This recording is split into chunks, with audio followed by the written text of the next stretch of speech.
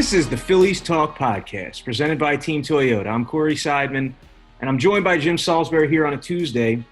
And it's a little bit of news for the Phillies on Monday. Archie Bradly, their newest reliever, was introduced. It was an opportunity to talk to Dave Dombrowski and Sam Fuld and Joe Girardi. So there are numerous topics that came out of it that we're going to address today.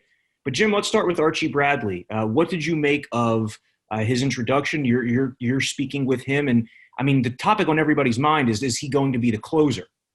Yeah, that is the topic on everybody's mind, and it has been really since who will be the closer has been a question we've been wondering about really since last year, because it just – Hector Neris, though I think he can be valuable in a bullpen, it just seems like too inconsistent to be the closer. All fall long, coming into the offseason, we were saying they need to do something at the closer position. And, Archie Bradly has all the ingredients to get a look in that role.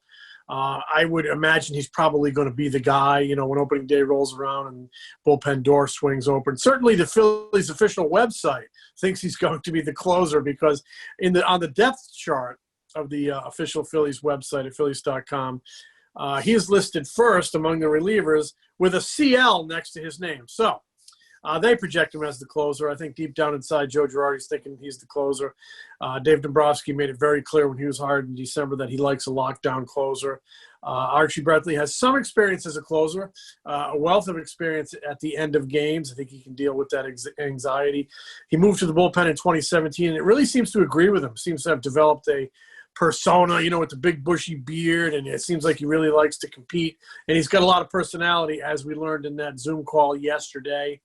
Showed up with a Ric Flair sweatshirt on, and he was all pumped up about being a Philly, a lot of enthusiasm, and I think you got to like that. So he didn't want to come out and talk about his role, because I think on the first day he wanted to kind of put a different foot forward. He wanted to talk about the teammate that he thought he could be. He wanted to talk about the team they thought they could have, and, making a run at a playoff berth. And he wanted to talk about just contributing in any way he can. But I think when push comes to shove, they're going to look at him in a closer's role in Clearwater, and it would not surprise me. Matter of fact, I'd kind of be surprised if he's not the guy, because I think at $6 million, he's their big paycheck in the bullpen this winter. I do see them adding more relief help. I think he's their biggest bullet, financial bullet. So I don't see them, going out and getting somebody else a high-priced closer. So I think he could be the guy, we'll see. Look, I think he certainly improves the bullpen. They've added some pretty good ingredients in Coonrod and Alvarado. We've talked about it a number of times. Both those guys have fine print. But, you bring back Neris, you bring back a guy, Connor Brogdon, who we both like, JoJo. Ranger Suarez is going to be in the mix somewhere, maybe at the back end of the rotation, maybe in the bullpen. You can't lose sight of the fact that bullpen was awful last year. It was hard to watch. It was awful. It's the reason they didn't make the playoffs. It's the reason Dave Dombrowski's here. It's the reason ownership blew up the front office. But it was just 60 games, and we know that bullpens can be up and down, up and down. They could have easily had a 60-game stretch where they were mediocre, or even maybe a little above mediocre. So I think the bullpen can be better in 2021. With the people they've added, and it looks like I firmly believe they'll continue to tinker around the edges of both the rotation and the bullpen. And I apologize for being so damn long-winded.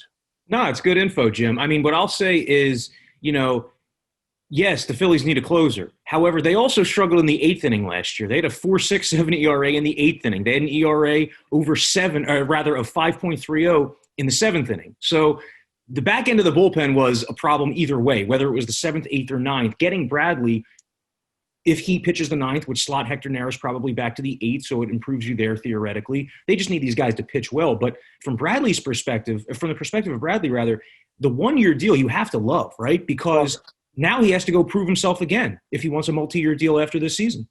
I absolutely love one-year deals. It always keeps the player on edge. And when I say that, I'm talking about good edge. You're always sharp. You're always auditioning for someone. and you want to perform well for yourself and for your team in real time.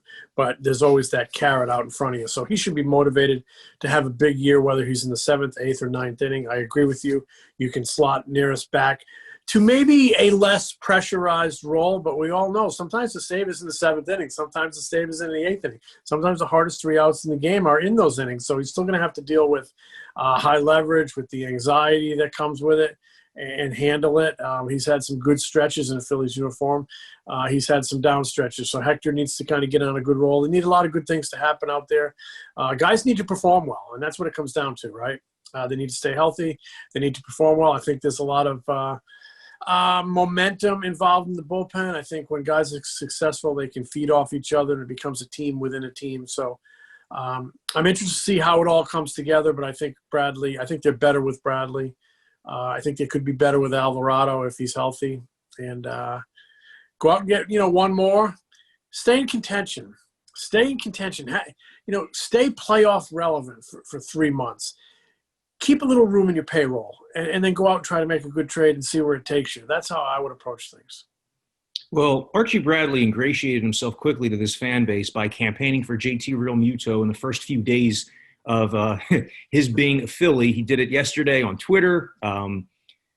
What did you make of that? I mean, do you think it's just a guy having fun here, or from the Phillies' point of view, do you think they appreciate that? Do you think they cared? What do you think? Well, Dave Dombrowski was asked about that, if it puts pressure on him. I mean, we know last summer Harper was very vocal, and Dombrowski said the right things. It doesn't put pressure on him. And he said, we're like-minded here. We both, both sides, the players and management wants JT back. I think it's okay to stand up and say, yeah, I really like my teammate back. He was a great fit here. He does great things for us. I think it crosses the line a little bit when it becomes a spectacle, when it becomes a story unto itself. When it's more organic, I don't have a real problem with it, because, John Middleton is the managing partner, a very accessible guy. If you want to state your case in politics for JT Realmuto, I don't think you have to make a spectacle of it. I think you can call him and tell him, here's what JT does on the field, here's what JT does in the clubhouse. So I think you can approach it that way, especially with this team where the owner is visible, where the owner is accessible. But I didn't have a problem with what Archie Bradly did yesterday. I mean, they're homeboys from Oklahoma. They know each other, and he flat out said he's really looking forward to throwing to him. And I also think we've reached a stage, I should say, in the pursuit of JT Realmuto, where I'm feeling like it's in the home stretch. I'm feeling like all roads lead back to Philadelphia. And I don't think anybody's really sticking their neck out by saying, sign JT. I mean, they want him, and I don't blame him. He's a really, really good player in so many facets, right? Behind the plate, at the plate, base running, clubhouse. And it feels like that he's going to be a Philly again. I mean, I don't think you can say it's slam dunk, but it certainly feels that way. Yeah, I was just going to say there's a sense of inevitability around here right now. Like you said, it's not 100% to happen, but who else would sign JT Realmuto at this point to the money that he wants? There's, especially if the Blue Jays end up with George Springer, as has been rumored. They've been connected to him all offseason, and there are reports that Springer could sign at some point this week. But, the landing spots have filled up. There are not many backup plans available to the Phillies in free agency if they don't get JT Realmuto. And I just wonder if another team's going to come in and beat an offer of $100+ million. Yeah, I would agree with you on that. We talked about this recently, all the potential landing spots that seem to be drying up. And, related to that, so many other catching options that the Phillies might pursue are going elsewhere. Suzuki, help me out, James McCann, Mike Zunino. So many of the other guys they might have paired with Nash. Casale. Yeah, Casale, which I thought made a lot of sense. All those guys have moved on, so there does seem to be a sense of inevitability here. But Dombrowski said they have a plan B, C, and D, and you know what? You have to. You're derelict in your duties as a front office man if you don't have contingencies. But they're on the free agent market. They're going away. Hey, could Contreras still be traded by the Cubs? I know Jed Hoyer, their GM, sort of shot that down, but the general feeling around baseball is he can be had, and he might be on the move. Sure, the Phillies would look at something like that if it came across their plate. Whether or not they have the prospects to do anything, who knows? Cleveland might be emptying the cupboard. Another guy, Roberto Perez, he's won Gold Gloves. He played in the World Series. Outstanding defender, doesn't hit much. I'm sure he could be had in a trade. So maybe those are plans B, C, or in some order. And then there's still a couple remaining guys on the free agent market. Tyler Flowers. Is Jason Castro still out there? He is, yeah. So we'll see. But, they're all drop-offs when it's compared to JT Realmuto. And I just feel like so many things have lined up in the Phillies' favor that it just feels like it's going to happen. And it also feels like Didi could happen. Right. I was just going to ask you about Didi. Do you think that the Phillies are waiting for some sort of resolution with JT before moving forward with Didi? Or if they, found the number that makes sense for both sides, that they would act on that first while this Realmuto situation remains unresolved? I don't think they're waiting. I think if one of them said, I'm ready, let's do something, they would jump on it. I don't think signing one precludes the other. I still think both could come back, and I don't think it matters who signs first. I think they have interest in signing both guys. I'm looking for, I feel like both could happen. So if Didi calls him back and says, yeah, I'll take that offer, he could happen first. All month long, NBC Sports Philadelphia presents Headstrong, Men's Health and Sports Headstrong, a series about men's health told through powerful stories involving the athletes we love. Learn more on NBCSportsPhiladelphia.com/Headstrong. I was looking through the league. It's pretty funny. So the tone of this whole Phillies offseason has been very negative, and understandably so. The Phillies were not expected to do a lot of damage this offseason, and the market has kind of crept back to them with their two most important free agents, Realmuto and Gregorius. But if the Phillies end up re-signing JT, they'll have spent more this offseason than 25 other teams, Yeah. And it'll be the third straight offseason that they would have spent a ton of money. So, look, I understand it. They haven't made the playoffs in a long time, but they continue to try to do what needs to be done to get over that hump. It does feel like the tone of the offseason, though, is changing in the last 2 weeks. I think last week we initially started talking about the strong possibility of them getting both Realmuto and Gregorius back. There was a tone of pessimism early in the offseason because revenues were down, because ownership was on record as saying that, what they spend in 2021 was going to be dictated by, revenues and would fans be back in the stands. And now we don't even know if fans will be back in the stands. But there does seem to be just a little uptick, and it feels like things are a little more optimistic. And it comes down to the fact that they could have JT back. They could have Didi back. That'll give them an offense. That'll give them a lineup. They went out and they actually did sign a difference-making reliever, and I think in both of our opinions, right? They might actually do a little bit more in the rotation.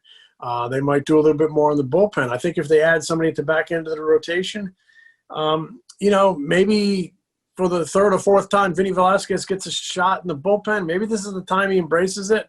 Certainly has the arm to do it. But and when Dombrowski came aboard a month ago, we were hearing terms like, it's a transition year, and we were even hearing that previous to him coming on board. Yesterday I actually asked him about that word and if he felt like things were shaping up with this offseason where it could be more than a transition year in 2021. And he flat out says, we're here to win, and we're going to try to win. And that's good to hear. And I'm not saying they're any better than a fourth-place team, but you bring back Realmuto, you bring back Gregorius, you add Archie Bradly, add some pitching depth, and, maybe the gap between first place and fourth place isn't that big. And if you stay playoff relevant and have a big run, you can at least be interesting and maybe have a shot at a wild card and make this an interesting baseball season and an interesting summer. And if you stay close, the trade deadline becomes even more interesting. Make a difference-making trade. It just feels like the tone of the offseason is a little more buoyant, optimistic, and that's a good thing, right? Because as you said, a lot of losing seasons have stacked up here. And they haven't been to the playoffs since 2011. That's hard to second. That's the longest drought in the National League, second longest in the majors. And when you're that top heavy on your roster with a Harper and that big salary, with those three good starting pitchers you have, if you bring back Realmuto on a big expenditure, you got to play in October. Jim, Joe Girardi made a comment Monday that he spoke to Archie Bradly 3 weeks ago. I think it was when you asked about the role, and he said that when he spoke to Archie Bradly 3 weeks ago, that Bradley said the same thing. He didn't care about the role. Do you think that the Phillies felt good about this signing earlier in the month, or did this just come together quickly in the last couple of days? I mean, I would think that if Joe Girardi was talking to the guy 3 weeks ago, that they probably had a lot of interest at that point and were trying to get something done. Well, Bradley said they had a lot of interest from the get-go. He became a free agent on December 2nd. So, I mean, I'm not a good mathematician, so 3 weeks takes us into December. So obviously they were pursuing him strongly. And Bradley admitted that. It sounds like he was the Phillies' first choice. It makes sense. I think we both thought that the Phillies weren't going to do business at the top of the closer market. I'm talking Hendricks. I'm talking Colomé. I'm talking Hand. Probably missing some other people. I'm sorry? Blake Trinan was at the top. Yeah. He signed. So if Archie Bradley kind of lives on the second tier of the free agent relief market, it's still a pretty good second tier, pretty strong get on their part. And obviously they were very diligent in their pursuit, contacting him early. Joe talked to him 3 weeks ago. That's all part of the recruiting process. And we mentioned the 1-year deal and how much we like 1-year deals. And any pro athlete worth his salt has to be really motivated by that and not be daunted by that, because you can go out and deliver and get yourself a big deal. And maybe next year the closer market won't be as robust with talent, and you're going to find yourself on that top tier and make a lot of money. So just a lot of things to like about the signing. Jim, what's the latest on Odubel Herrera? He's kind of just disappeared from the conversation around this team, but you got an update on him earlier this week. Dombrowski was asked if Odubel would get a shot to come to big league camp and compete for a job on the big league team. He's still in the organization, as we know. He was removed from the 40-man roster a year ago, slated to play in the minor leagues with the organization last year. They're still paying him. They're going to pay him upward or more than $10 million in 2021. He served his suspension. It comes down to now a moral and a philosophical debate about whether to give him a second chance, and the organization is currently having that debate. There are people in the organization who believe that he served his punishment and still in the organization, and by terms of the agreement with the union and MLB, should be given a shot to win a job. There could be some resistance in other circles, most notably the clubhouse. I have talked to some players who say if he's contrite, does the right thing, and acts like a pro and a good person, they would be fine with him coming back. There are other players that I have spoken with, not recently, but last spring when this was a bigger issue, who said they would have some misgivings.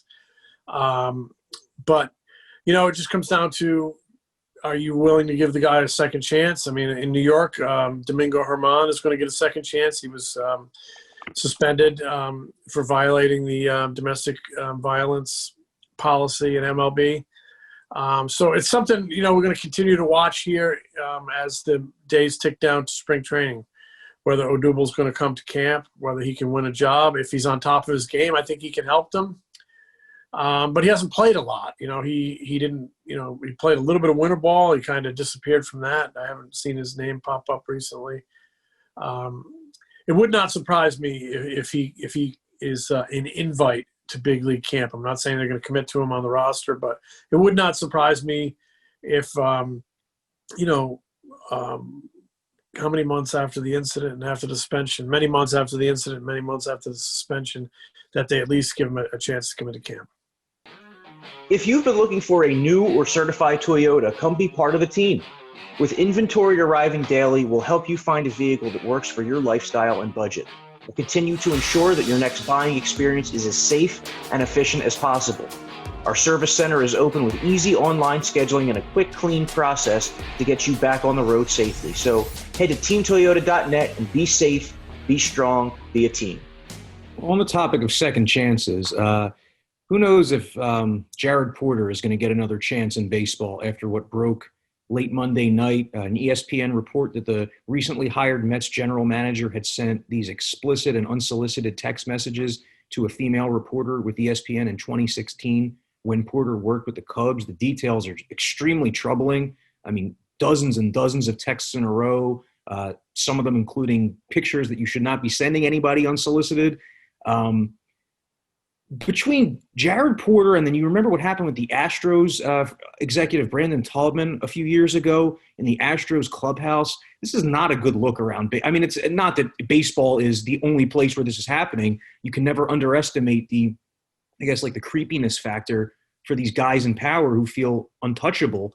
But that was just, I mean, a bombshell, obviously, and it definitely changes what had been a dream offseason to this point for the Mets. Yeah, I mean, you mentioned, these things happen in baseball. I'd remind you that baseball is a subsection of society. I mean, who knows what other people in positions of power do.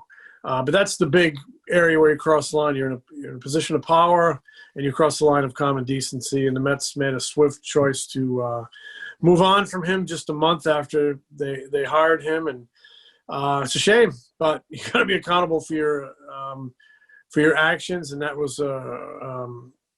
those were repulsive actions. And I would imagine, the Mets had Sandy Alderson leading the baseball ops. He's still leading the baseball ops. I mean, you talk about a straight arrow. I would imagine he'll just run the baseball ops. And but Porter was a guy who worked his way up with a number of organizations, and it's all gone with I'd like to say a moment of stupidity, but sending 60 texts, lewd texts to someone is more than a moment of stupidity. It's repeated stupidity. And Steve Cohen, the new sheriff in town, he got rid of him quick. Well, Jim, moving back to the field, you talked about the Phillies potentially being a fourth-place team, but what's the difference between first and fourth if you can narrow that gap, if you can stay in contention? Well, the NL East continues to add. The Nationals signed John Lester on Monday, and the Mets were part of a three-team trade that involved the Padres and Pirates, where the Mets ended up with Joey Lucchesi from the Padres. I got to be honest, I've always kind of liked Joey Lucchesi. Funky lefty. The results haven't been there, but to me, that's the kind of guy you take a chance on. And the Mets just continue to make additions like that. Francisco Lindor, obviously, the week before. The Nationals, I'm not as sold on. They still have holes. I mean, they're still heavily reliant on the Scherzer-Strasburg duo, and you don't know what to expect from Strasburg coming back from injury, and Scherzer off of a slightly down year. But the NL East continues to add, and you look at the NL Central, all these good players are being traded away or signed away. And I'll be curious to see how these teams play head-to-head, like when the Central faces the East or when the Central faces the West, if they get dominated. But yeah, the Phillies are in a position here where they could win in the mid-80s, but there might be three teams in their division who also, win games in the mid to high 80s. Yeah. Look, it comes down to you have to play well.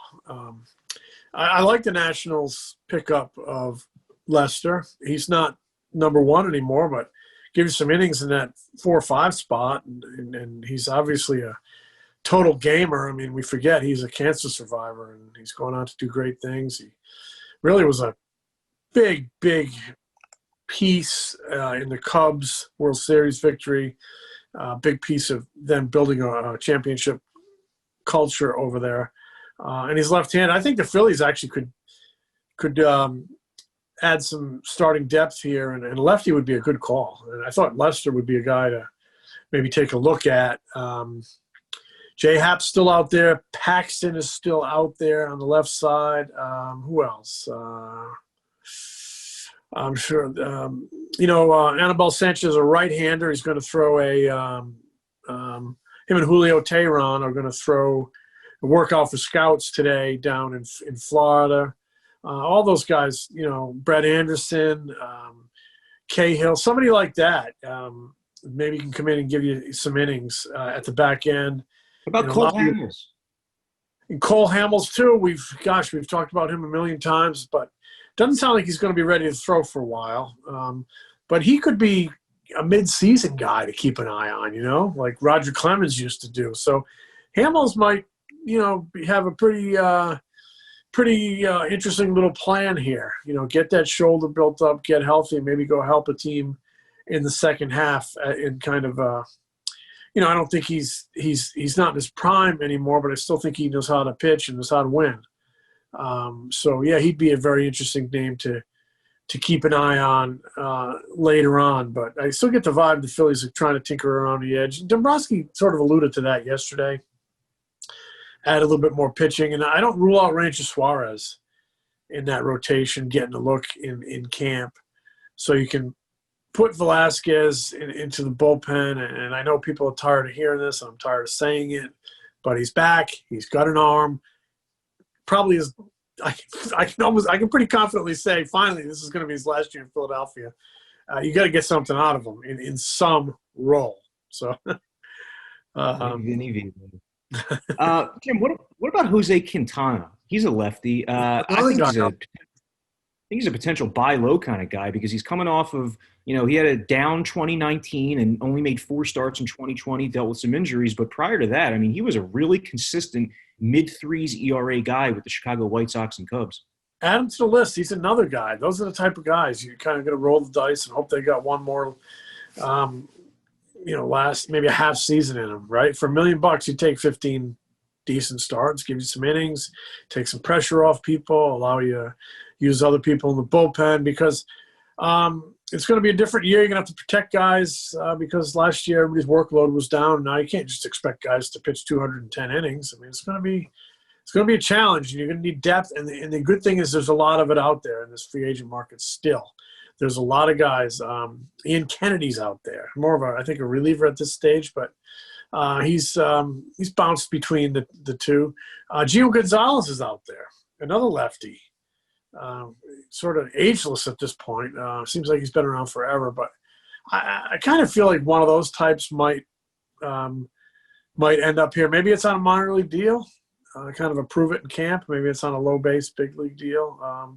The 40 is full, so maybe minor league deal would be attractive. And guys are reluctant to take those kind of deals, but as spring training gets a little closer,